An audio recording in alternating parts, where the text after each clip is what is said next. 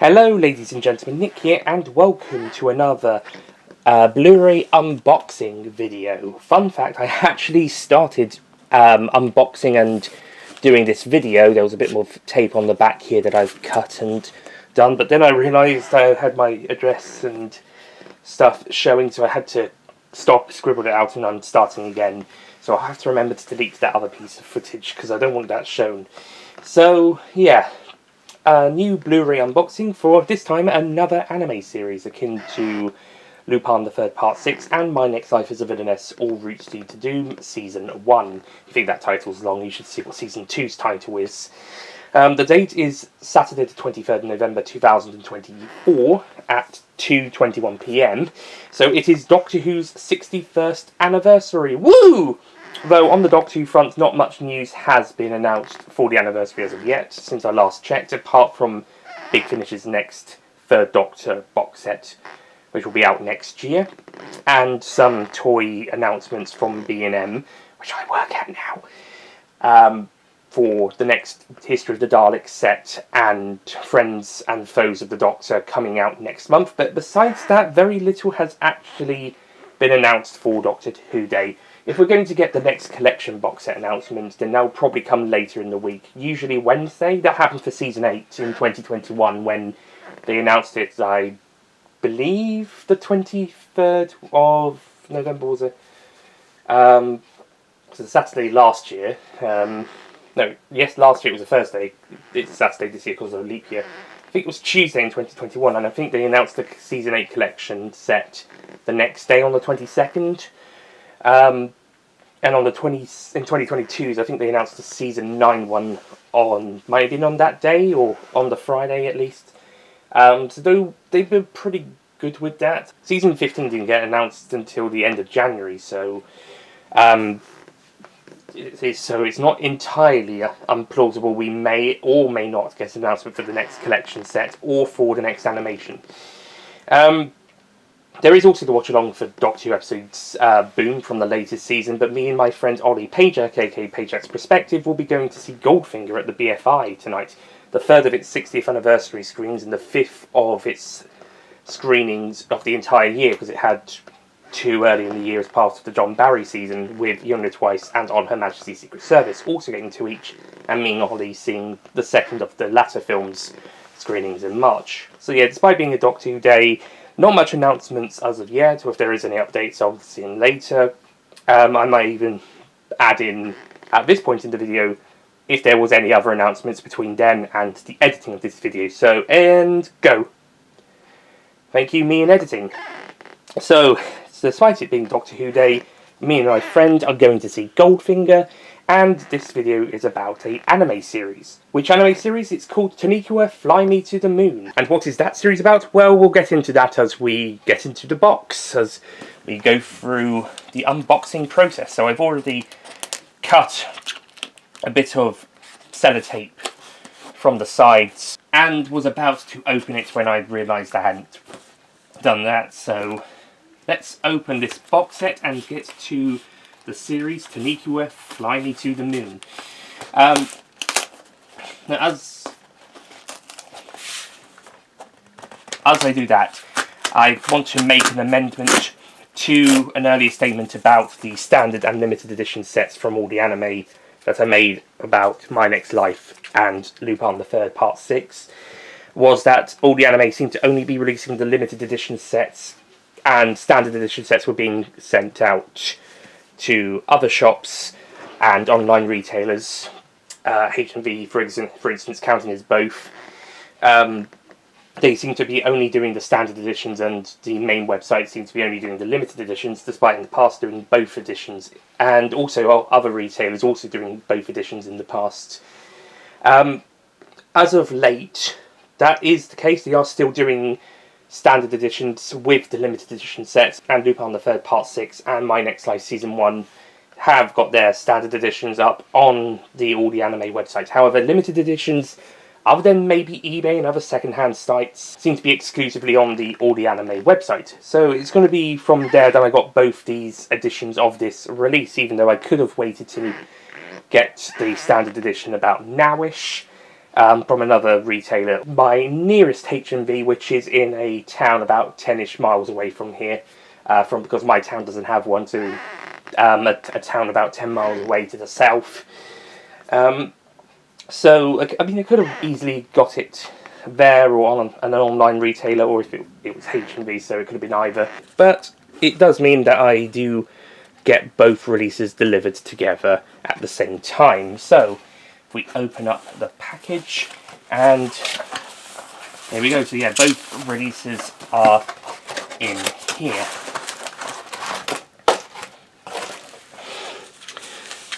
Now, I might split this unboxing into two parts like I did with Lupin the Third Part 6. So we will start with the limited edition this time.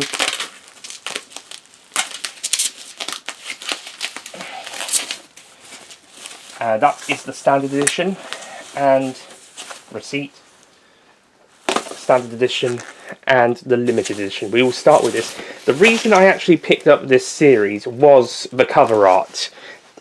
So whoever designed, well, this is a poster, but whoever designs the cover art for the box sets and the poster art that was used for the standard edition set, give yourself a massive pat on the back and round of applause, and have some, if you're Japanese, have some sushi and sake on me, because yeah, you got me into the series from the pictures, the cover arts, the poster arts, and yeah, it got me interested in the series, so I went to have a look on Crunchyroll to watch the series, and yeah, this was a great series. It's currently up to 2 seasons, plus a mini season 2.5 with a sort of a mini spin-off series, but it kind of sort of ties in to the main arc as well, at least towards the end.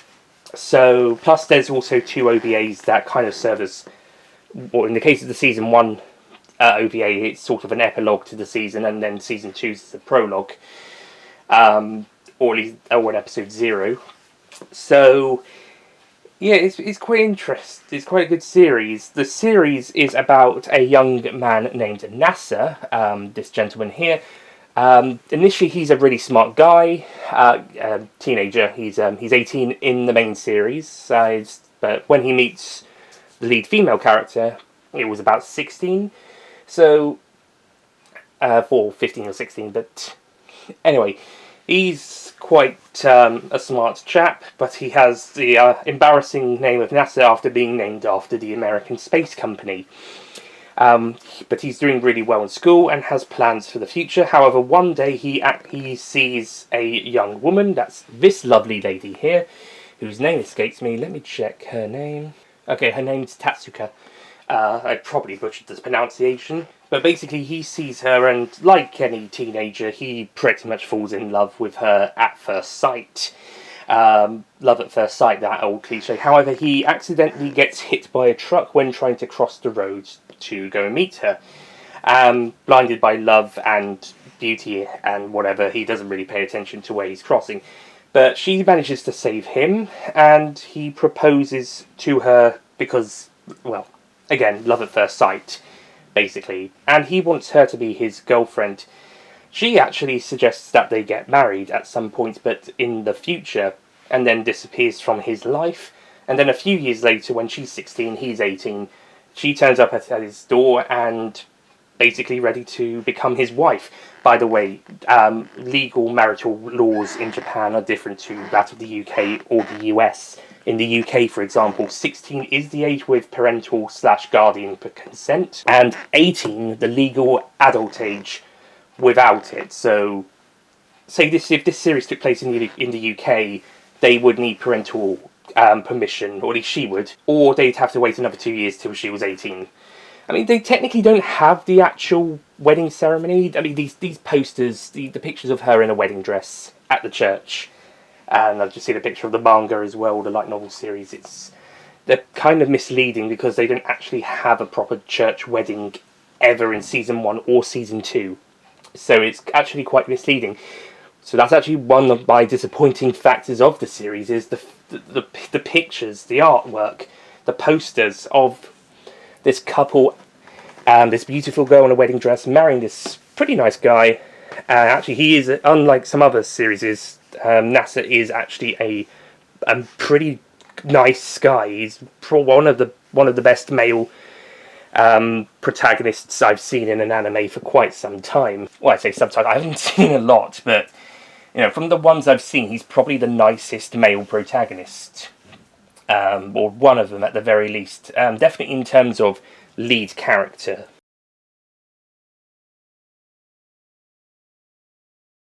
It is a bit of a shame not seeing them actually get married in the actual series, nor its second series or the mini-series, but they do have the sort of registry office type sign the documents, and they are legally married, so technically they are husband and wife. We just don't have the ceremony in the series. I thought they were going to get to that at some point in the series, in Series 1 or Series 2, but they never actually do get round to having the actual ceremony. There's some sort of reception party in some episodes in Season 2, but it's not straight after a ceremony. It's sort of a retroactive reception, and there's technically also a honeymoon where they go to see NASA's parents, but it's sort of part honeymoon, part holiday, parent visit holiday, so yeah, kind of a bit of a mix of the two. Okay, so I'm going to start with the limited edition set, because this is the bigger, more important one. So the series is rated 15. I thought it was going to be rated 12. I saw the 12 rating on the packaging, and I thought this one was going to be rated 12. But it seems that they've done a Lupin the First, where they've put a different age rating on the pictures of the working, like the pre-order pictures, working certification. They put that as a Lupin the First as a 15 when it had been released in cinemas as a 12, and then the releases when it did come out was a 12, so the 15 wasn't due to extras or anything. They were just using the wrong age rating. It seems like they've done it in the opposite direction for TONIKAWA Season 1, because it was saying 12 on the release, and when I watched the series I actually thought, yeah, actually it probably does work as a 12. There is some scenes of nudity, especially there's a bathhouse episode early on, and NASA does get quite bloodied up in the first episode and quite badly injured. But most of the series, other than some sexual jokes and innuendos and brief nudity in places, or full-on nudity in others, is quite fine at being high PG or 12 or low 12. I would have honestly given this a 12 rating. And Season 2 is a bit more edgy. Well, not edgy. It's a bit more risque. There's a bit more of the nudity in the sex references. But again, I think both would have been fine at 12, but Season 1 is a 15, and Season 2, if it ever got a Blu-ray release, probably would also be a 15. The spin-off series might be a 12, if that got a release, but that's a ONA series, an original Nets animation, so I don't know if that'll get a Blu-ray release.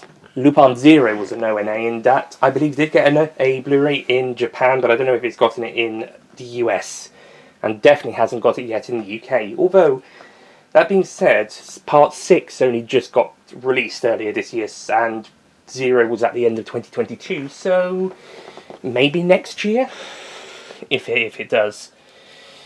So anyway, yeah, Season 1 of TONIKAWA is a 15, contains strong sex references and bloody images. Okay, I would have been more of a moderate sex references rather than strong, but the BBFC know what they're talking about most of the time. So on the back of the cover it says, having grown up ridiculed for his bizarre name. Actually, it might be easier to read it back from the back of here of the standard edition, but it's the same thing. Nasa Yukaze strives to be remembered for something more. Fortunately, he seems on the right path, ranking first in the nation's mock exams and set to enter his high school of choice. However, everything changes in a single night when he notices a girl across the street on his way home. Tatsuki? Enraptured by her overwhelming cuteness. Okay, he's more for her cuteness rather than beauty.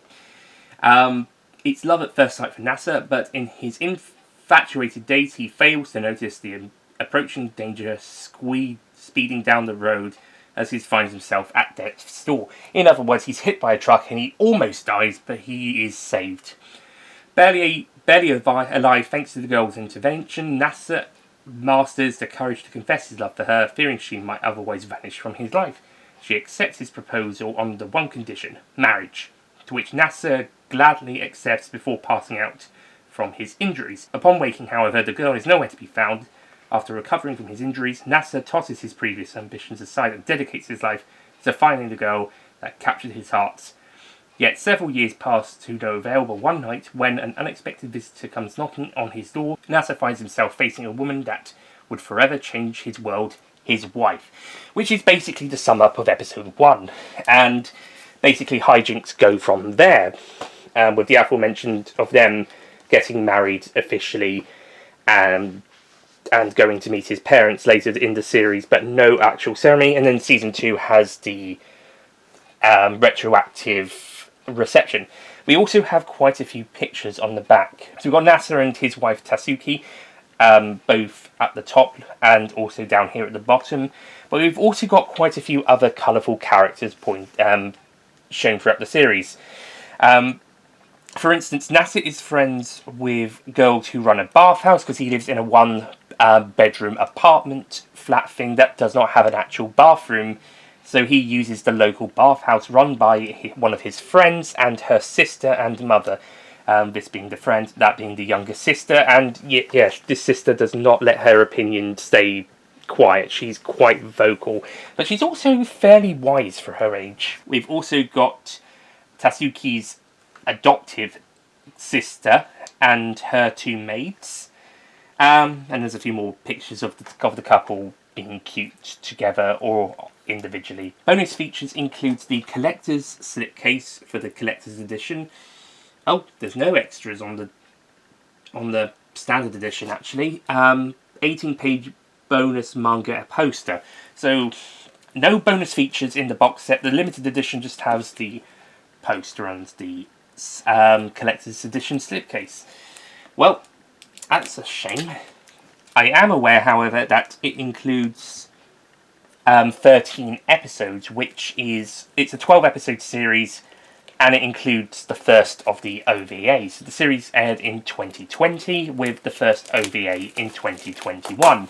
A second OVA was released in 2022, and then the second series and the... I'm going to stick some glue dots on the back here and put it on the back in a bit.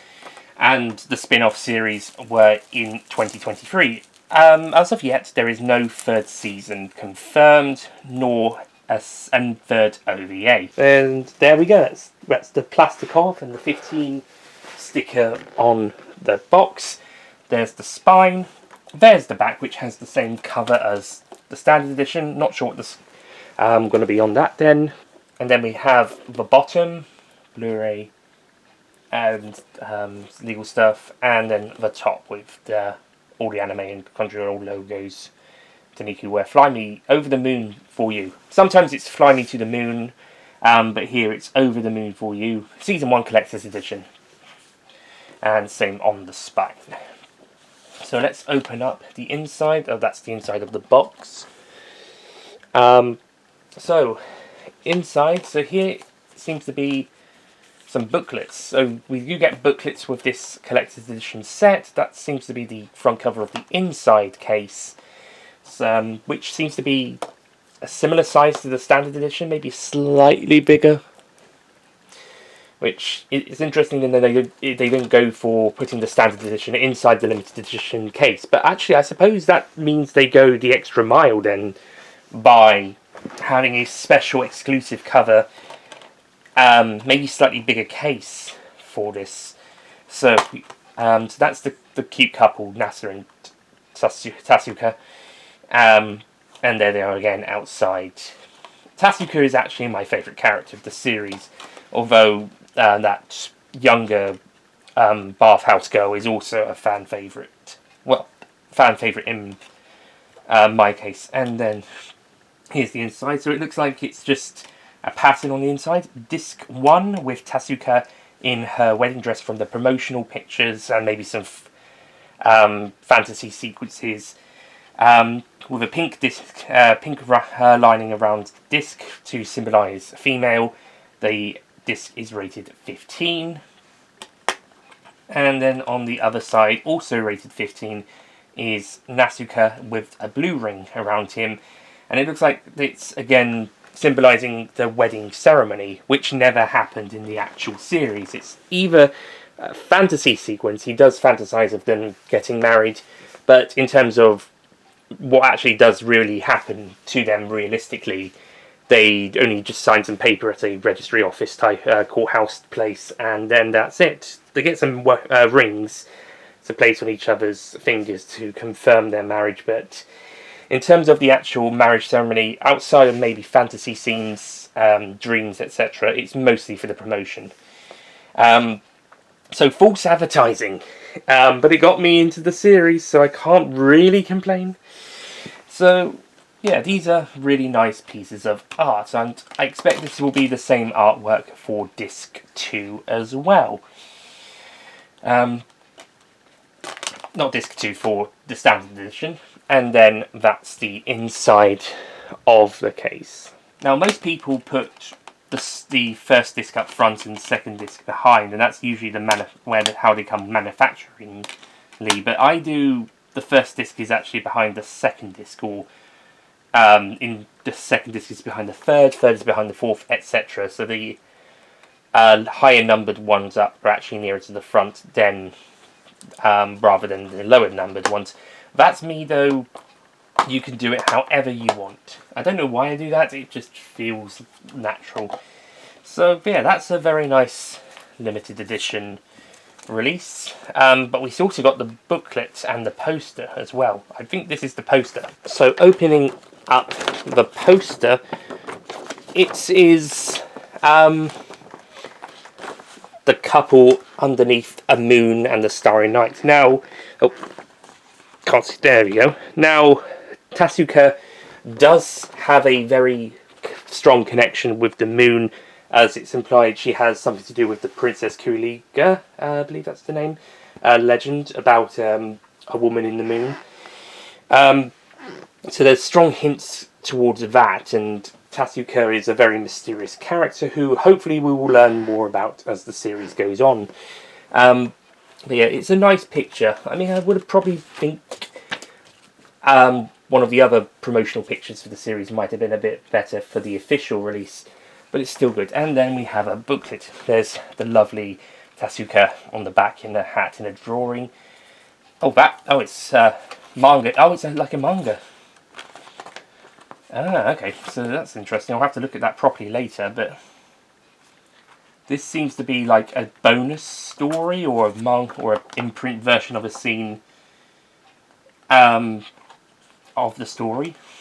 I'll have to have a look at that later, but that's pretty cool. That's a nice bonus extra of getting a 16-page bonus manga. 16? I only count 8. Hang on. 1, 2, 3, 4, 5, 6, 7, 8, 9, 10, 11, 12, 13, 14, 15. I suppose including the cover it's 16, so okay. So that's the 16-page manga, and then the poster inside. But yeah, I'll have to have a look at that later. That's looking really nice. And whilst the poster is really nice as well, but I would have liked maybe one of the other promotional ones. Maybe that could have been a piece of artwork. Nevertheless, a really nice box set. And my only disappointment is there is no other special features included. I know there's an episode 12.5, or 12B, which was a sort of a catch-up rundown of the series up to the end of the first series before the first OVA. But I think that was Japanese only, so I don't know if they would have bothered including that on here, because they didn't bother with an English dub version, so yeah, that probably isn't going to be included on here. And then there's no other special features or art booklet, but the 16-page manga and the poster are appreciated. So all in all, a really nice limited edition set, even if it's probably the least collector's edition set, even if it's the least impressive one in terms of the content. In terms of the artwork and style, it's really nice though. So yes, a a good set. I might even prefer it to the Lupin the Third Part 5 one because of the cover they used for the main cover for the picture around on the main box art. So yeah, and that's it for this part of the unboxing, but I shall continue the unboxing in a second video specifically for the standard edition.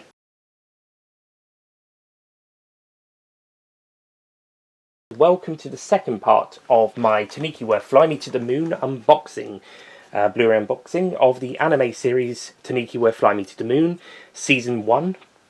Season 2, at time of recording, has not yet been released on Blu-ray. Funnily enough, Season 1 aired in Japan and also got its English dub about 4 years ago in late 2020. It's taken them 4 years to release the Blu-ray in the UK. Season 2 came out in 2023. So we can expect that Blu-ray release to come out in 2027 then. Although the OVA on this series release is from 2021, and there's one from 2022 that will be included in Season 2's if that one gets released. Also, I'm not sure if this mini spin-off series would also get included or not. As of yet, Season 3 has not been confirmed, as I mentioned in the previous part, nor has there been another OVA released this year, or a movie. Then again, I suppose they did have extra episodes last year with the mini spin-off series. But yeah, the next series or the next OVA will not be coming until probably 2025 at the earliest now. We shall see. But there does seem to be the speculation Season 3 might come. At time of recording, I'm still waiting on Spy Family Season 3 to drop, and that was announced a few months ago. Maybe it'll be a 2025 season now. So, let's get this Blu-ray unboxed. Oh, and I've now put the back cover, the back piece of information on the back of the limited edition set. Taking it off. And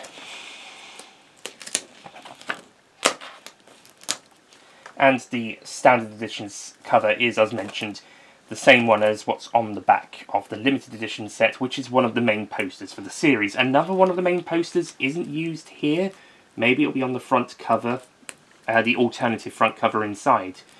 If they do one, Lupin the Third Part 6 so far is the only one that I've seen not to do that. They've just gone more for the inside cover art as opposed to an alternative front cover art.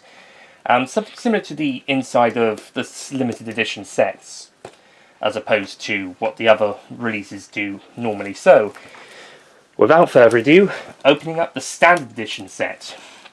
Now, I won't have as much to talk about in terms of the actual content, because this release contains the same episodes. It's a 12 episode series with one OVA, and no special features. As mentioned, the episode 12.5 that was released in Japan, I think in Japan it was definitely uploaded to Crunchyroll as well, but it was only in Japanese. So they didn't even do an English dub one. They have done an English dub for the rest of the series. So they probably haven't bothered with episode 12.5 or whatever, because that was more of a reminder of the events of the series and the characters up to either just before episode 12 or just before the first OVA. So it was basically a reminder, catching up everybody about what had happened in the first series with the characters and what they were about. So I can understand that being not included on the release, because it wasn't really it's not really important to experiencing the series itself. Besides that, maybe some trailers. They could have included some trailers, or the textless credits, opening and closing titles. So opening up, and yes, they do have the second sided cover, huzzah! But before we go back in, let's have a look at the spine. I'm going to try and readjust that cover. So it looks a bit awkward there, and then there's the same as the back is the same as the standard, the limited edition, the collector's edition, but without the special features or bonus listing as well. But without the bonus features listed as well. So it's a bit clearer to see the pictures there. So just opening up, and we have the same disc artwork as predicted from the limited edition set, the collector's edition set. So if I take that out, okay, so the inside cover, which I will pull out. Okay, so side 2 of the standard edition, the inside cover, which is the alternative. You can turn them around, they could be alternative covers. So what we got this time is the same as the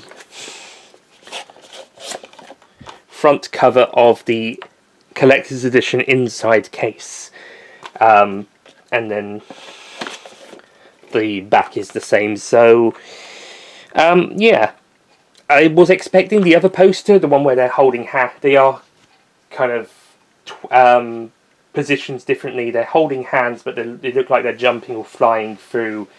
Well, I think there was a space background, so I was expecting that poster to be used or placed somewhere, but nevertheless, it's still a good use of the same artwork from the collector's edition, without having to use the exclusive art seen on the back side of the collector's edition case or the front of the box.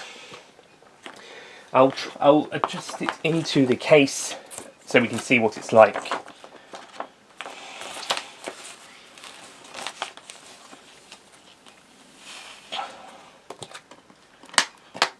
And there we go, that's the alternative cover side for TONIKAWA Flying Over to the Moon for You, or Fly Me to the Moon Season 1. The spine, I like that they got Tatsuka on the spine. I mean, it's great having both of them on the spine. NASA is the lead character, but I kind of am glad that they've got Tatsuka on the spine from that picture on the side 2 bit. Maybe they'll do NASA for Season 2's alternative spine, alternative cover spine, if they do release Season 2, and the first covers has both of them on it together.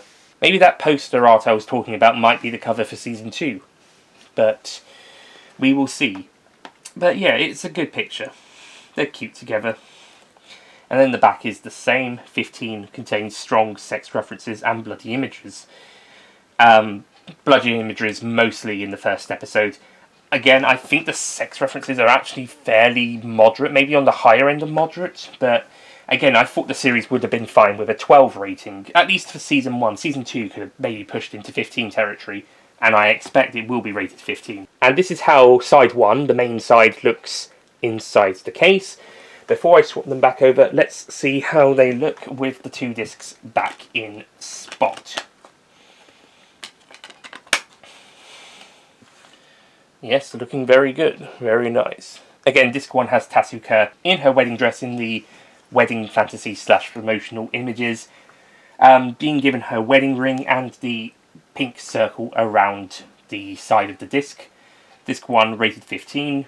Disc 2 also rated 15, having a blue ring around the disc and the disc writing and numbering being in that the ring's respective colour, and NASA being there putting the ring on Tatsuka's finger.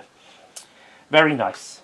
Like I said, it's unfortunate this doesn't actually happen in the actual series. It's either fantasy sequence or promotional imagery, or maybe a bit of both. Definitely the one outside the church is more promotional imagery rather than actual scene in the episode. But fantasy or not, there is no the characters don't actually get don't actually have a church wedding scene in the they're not official. They don't get married at a church, nor do they have a church-esque ceremony in the series. That it's just they write on some piece of paper, quite modern, and that's it. They're married. But even though NASA wants the ceremony, Tatsuka's not really so bothered about it. So, and despite teasing us about it, they never ever have that church wedding ceremony with the bride in white, etc. in Season 1 or Season 2. Okay, so I think I managed to get the spine a bit more better. It's a bit trickier. A bit tricky lining up this spine compared to some others. I don't really like how the spine's not lining up. It's either too big or the sides, the metal one of the sides is too small. I don't even know if that's an all the anime spine problem in general. I think maybe. Okay, that's better. I like it how it is now. And because of that, I can now show you the spine. First cover 1. And yeah, that's much better. So I'll just put the discs back in.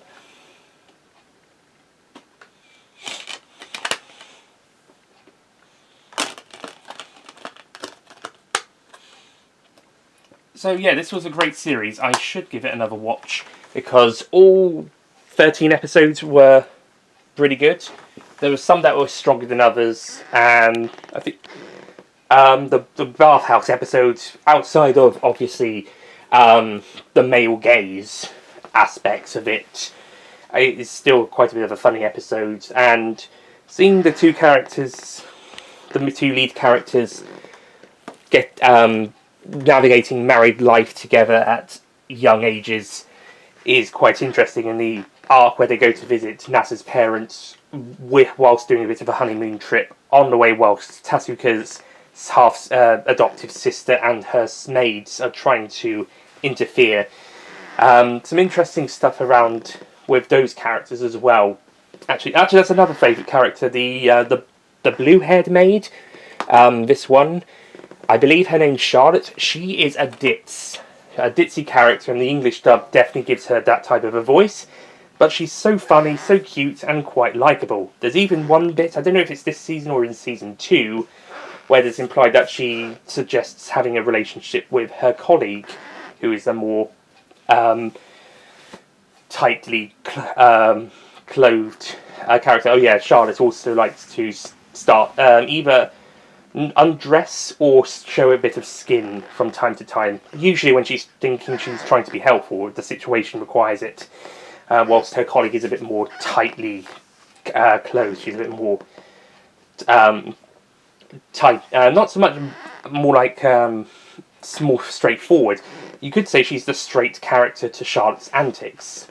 There is the bit where she does blush about thinking about maybe being in a possible relationship with Charlotte and possibly maybe liking the idea, but Charlotte then is like, no, I'm just kidding. Or just speculating. I'm not being serious. Good night. That was a funny scene. I don't know if it's one of the last episodes of this series or if it was one of the ones from season 2, but it was a funny scene.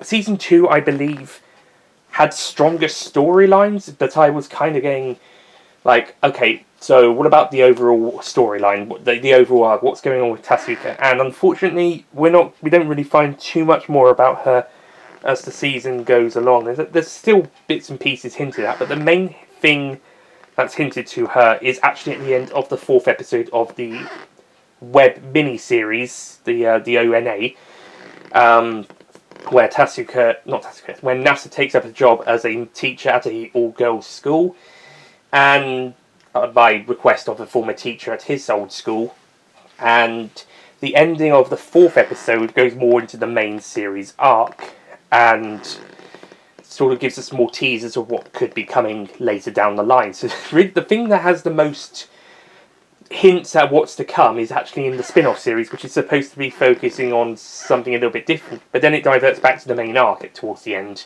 and it's only 4 episodes, so unless those new characters are going to play a bigger part in season 3, yeah. But still, overall, I think season 1 of this series is really good and quite nice run. It's a great romantic comedy series which is very heartfelt, features one of the best and wholesome male protagonists in an anime that I've seen. Like I said, I haven't seen a huge number. I've seen a few of them. Lupin, My Next Life, Aria the Scarlet Ammo, Cowboy Bebop, Spy Family, a couple of other Team S ones, Ichiro no Kiss, the one with the girlfriend being a vampire. Not Ichiro no Kiss isn't about the one with the vampire girlfriend. There's another series that has a name I can't pronounce, but I've seen that. And there was another one I saw on Crunchyroll not too long ago as well, True Beauty, and there's a few others I'm planning to check out. But in terms of the series I have seen, and I've seen some Pokemon as well. In terms of the series I've seen, I think NASA is, or at the very least, is one of the most wholesome male protagonists in a series, along with maybe some of the ones from My Next Life and Lloyd from the Spy Family. So that's it from my unboxing of TONIKAWA Fly Me to the Moon, Over the Moon for You, Season 1 Blu-rays, limited, the collector's edition and standard edition from all the anime. The countdown for Season 2's Blu-ray is on, but I'm hoping, depending on the length of gaps between seasons, the My Next Life as a Villainess Season 2 Blu-ray will be released next year, because Season 2 got released a year after Season 1, so I'm hoping the Blu-rays will follow suit if they're doing a similar time gap between releases. So let's hope, fingers crossed for My Next Life as a Villainess Season 2 being released on Blu-ray in March or around the springtime, and possibly a Lupin Zero release maybe next year or early 2026, if they decide to do that. Although, to be honest, a Lupin the Third Part 7 announcement would be just as good. Well, I would have thought we would have had the series air by now. And similarly, Spy Family Season 2 should be coming out on Blu-ray soon, as would the Code White film, hopefully. Because Season 1 Part 2's Blu-ray release came out at the start of this year, and Part 1's at the start of last year, so hopefully Season 2's will be out at the start of next year, and Code White's not far after that. And then Season 3 should hopefully be airing soon. But then again, like our Scarlet Anime, where Season 1 was released on DVD, but they didn't release AA, which is both a second series and a spin-off. That never got DVD or Blu-ray release over here.